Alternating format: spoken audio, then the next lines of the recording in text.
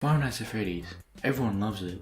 To some extent, I love it, if you couldn't tell from my previous videos that I did on FNaF. And I humbly respect Scott Cawthon on what he has done for not only the FNaF franchise but the horror genre as well. But there are a few caveats with FNaF as a whole that a lot of fans have come to distaste on the FNaF subreddit. So I decided to put all those issues into one video. And the first problem that most fans have is the licensing. What people criticize about the licensing for FNaF is not on the games. It was getting rid of the license for Sanchi on FNaF. Yes, I do say this wrong pronunciation of Sanchi throughout the whole video, so hopefully you can bear it. I don't know the behind the scenes of whether or not Scott ripped the license off of them or they decided no, we don't want to do it anymore, but no one can deny Sanchi was such a better company to make FNaF merchandise than Funko. My theory for why that's the case, maybe Sanchi spent too much time on it and weren't getting enough profit that they were like, yeah, I don't think we can do it anymore, Scott. This theory, however, has zero research behind it, so treat it with a grain of salt.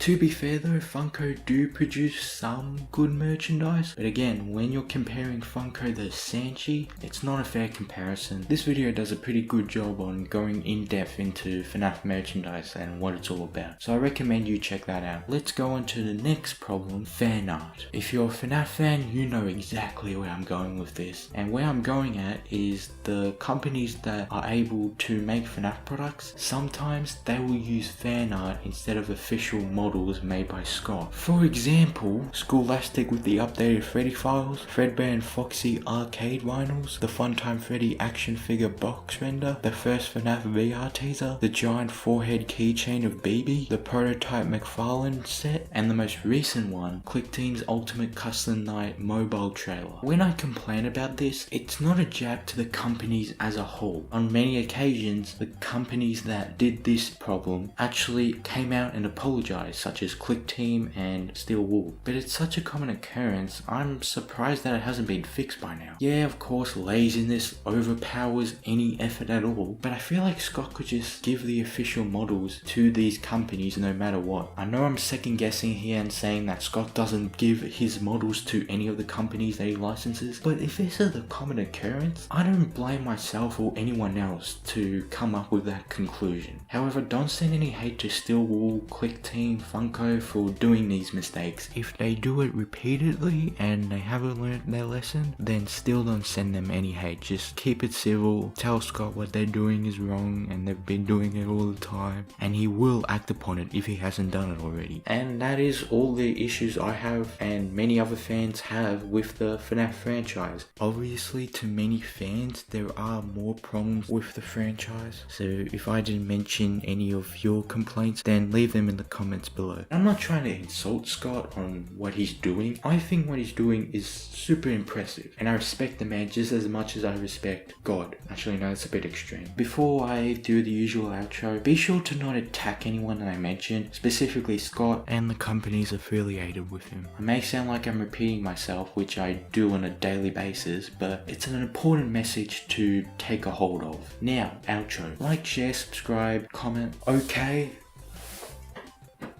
Bye.